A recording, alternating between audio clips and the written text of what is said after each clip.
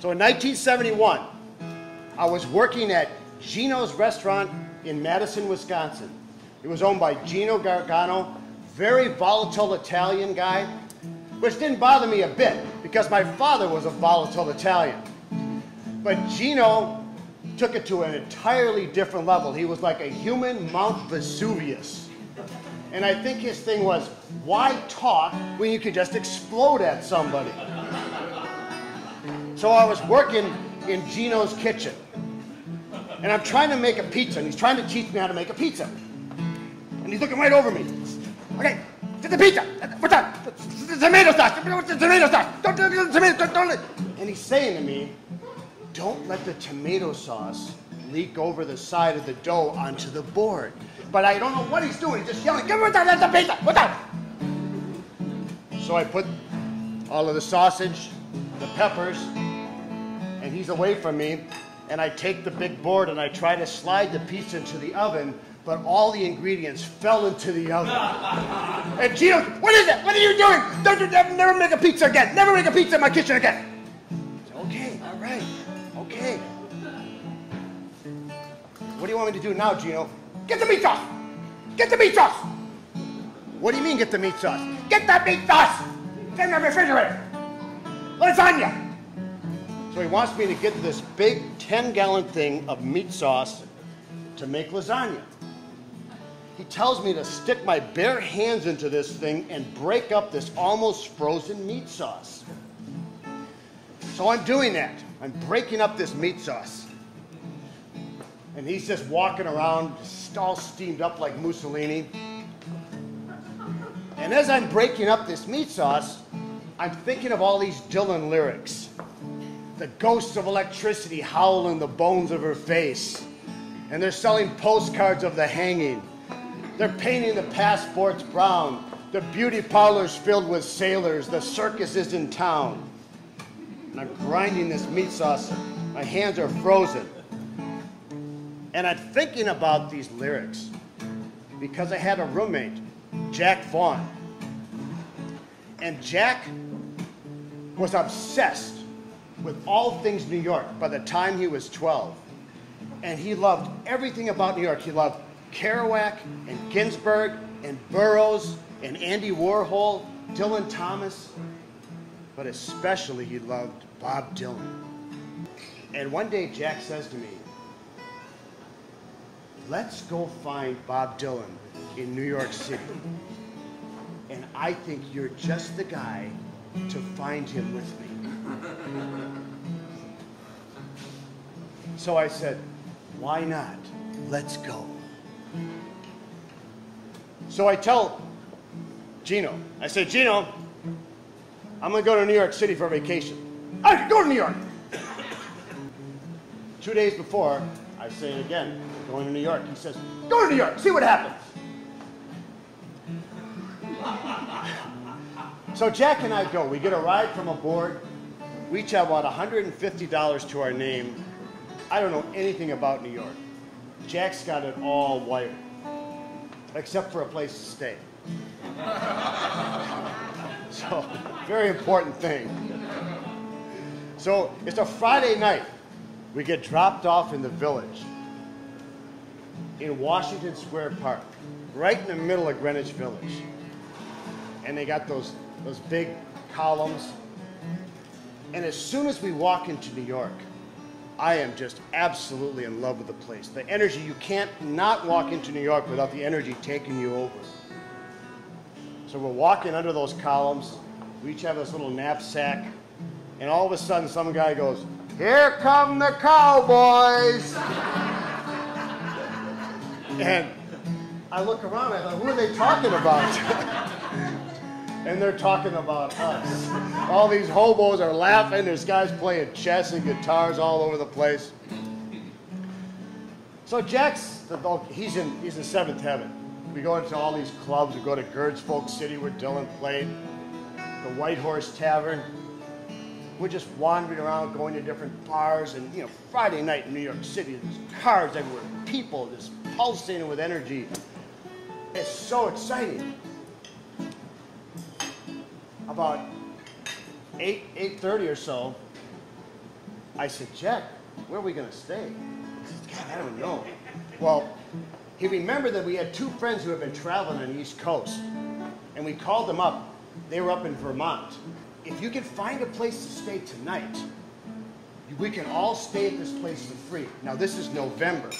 They said there's no water and there's no heat, but it's free. So we go, where are we going to stay? And we see one of these switchboard places that's supposed to help people. And we walk in, and we said, you know, we're from Wisconsin, we don't know where we're going to stay. And the guy says, I'll make a call. He calls a rescue mission. The rescue mission asks these questions. He says, they said if you're sober at 11 o'clock, you have a bed. And he writes this letter up. So we have it. So we keep going to these various bars. About 10:30, Jack looks at me and says, are we really going to go to sleep at 11 o'clock in New York? And I said, no. So we just throw the letter away. About 1 in the morning, we really started getting concerned. Where are we going to stay? So we went back to Washington Square, and New York University has its dormitories there. And we walk on the various floors, and we're just knocking on people's doors, and we're saying, hey, we're from Wisconsin. Can we sleep on your floor? And they say, get out of here. So we go into the lobby, and we're watching this TV, and we're both talking, saying, what are we going to do? Well, we could go to Grand Central Station and drink coffee, or go to some restaurant. I don't know. What do you want to do, Jack? I don't know. And there's a woman sitting there. She has this floppy hat. She's got one eye open, and she kind of looks like Lauren Bacall on Quaaludes or something. She's looking at us, and she says, you guys are really hicks, aren't you? You guys have no idea what you're doing, do you? I said, what are you talking about? We're pretty hip. She says, no, you're not. You're not hip at all. This is New York City. You don't know what the hell you're doing. She said, but you look pretty harmless. I'm going to bring you to my apartment. Oh, we can't believe it. We walk down the street. She's got the perfect Greenwich Village apartment. It's 2 floors. It's got this circular stairway. There's art on the wall, and there's flowers. She gives us a glass of wine. You guys can stay down here on the couches. And then she says to me, she says, you, come here. My zipper's stuck. Can you help me take my dress off? And I thought, oh my God, a good day just became great.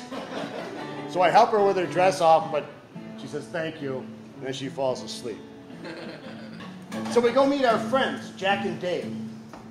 Dave and Jim, I mean. And they got this station wagon. We lay our stuff at this flat that has no heat or water, and we start running around New York City looking for Bob Dylan. And Jack knows that he had this flat on McDougal Street, so we go there, we don't find him. We go to all these folk clubs, he's not there. He says, let's go find A.J. Weberman. And A.J. Weberman was a Dylanologist who was also our garbologist. He went through Dylan's garbage. Jesus. And Dylan found him and punched him out one day. So the whole week, we just started running around having experiences. And we were like these wild, free-range chickens, just bouncing all around the city into various situations. We got into Radio City Music Hall to see Tom Rapp, this folk singer. And then we saw this group called the Cockettes, who were this gay group doing the Rockettes type dancing. And it was just one situation after another. But we couldn't find Bob Dylan. So we're drinking this Gypsy Rose wine, worst wine in the world. I mean, we think we're Kerouac and Ginsberg and Neil Cassidy. We're driving at night. And Jack screams, there's Allen Ginsberg. He's getting in a taxi cab. And we look, sure enough, Allen Ginsberg, the great poet. And we slow down. And Jack starts yelling, Allen, Allen! And he's tries to roll his back window down, but it doesn't roll down, so he leans his head out and says, "What do you want?" And Jack says, "We're gonna write a poem together, Alan." He goes, "Okay, riding down 8th Street, red lights blinking in my eyeballs." And Jack screams, "I'm looking for a break." And he gets to the light, and Ginsberg says, his big bearded face looking at us, he says, "Where are you guys from?" And Jack says, "We're hipsters from Wisconsin, man." He says, "Well, what are you looking for?" And Dave says, "We're looking for stardom. Where can we get it?" He says, "Look inside your heart." And they turn left. So about 2 days later, we're going to have to go back. Jack says, "Let's go to this bar on 42nd Street. The Warhol crowd hangs out there. Maybe Dylan's there." All right, let's go. So we walk into this bar. It's this long, dusty bar. Nobody's there at the front, maybe 2 people. We walk all the way down the bar to the bathroom. And I look, and at this table, there's about 5 people. There's Allen Ginsberg with his big beard sitting there, you know? And walk in the bathroom. Jack comes bounding in and hits Dave on the back. "Bob Dylan's at that table." What? So we walk out. There he is. He's sitting at this table with Ginsberg and 2 Russian poets. Jack found this out later. One of them was Yevtushenko. And we get ourselves a Miller, and we're trying so hard not to be jerks. So hard not to stare at him. Keeping our head down, trying to be very cool. And I took a look at him, and he's got blondish curly hair. You can see these really blue eyes through his sunglasses, and he's got no lines on his face.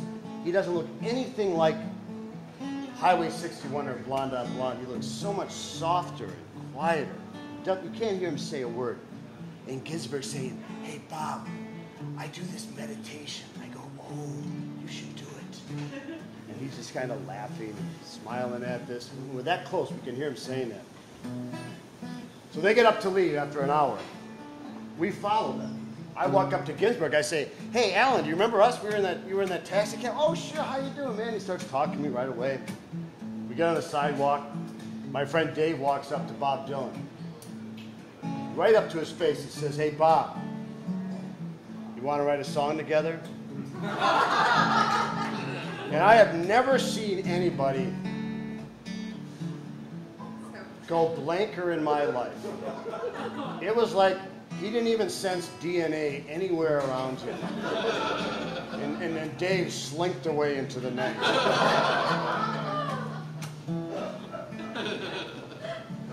So Dylan and the Russian poets all walk down the sidewalk.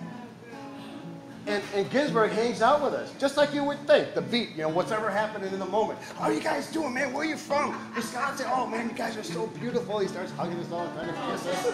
And Jack is like, he doesn't want anything to do with that. He just shakes his head. He says, "Do you know who that was? Do you know who that was?" "Yeah, that was Bob Dylan." "Oh, I wish I was as smart as him." Wow, Allen Ginsberg saying that? So, next day, Jack and I hitchhiked back to Wisconsin in the winter. We get back. We had told all our friends we were going. They're going, "Hey, how was Bob, man? You know, you say Bob, did you play the guitar with Bob, man?" We said, "We saw him, man. We did see him." "Oh, you're full of it, man." "No, we did. We saw him." So, next day I walked back into Gino's to start my job again. I looked at Gino, he goes, "You're fired!" What do you mean I'm fired? You went to New York. I told you I was going to New York. That's why you're fired. I said, "What are you talking about? You're fired." I thought, how are you going to argue with a Mount Vesuvius, you know? So I walked out. You know, I was sick of grinding his frozen meat sauce anyway. Let him do it. And about a month ago, I called a friend. I told him the story. He says, "Don't you know? Gino fired everybody. He just waited for you to go ask for your job back. And once you did, you were golden." I had no idea. But you know, it was worth getting fired by Gino Gargano just to write that poem with Allen Ginsberg.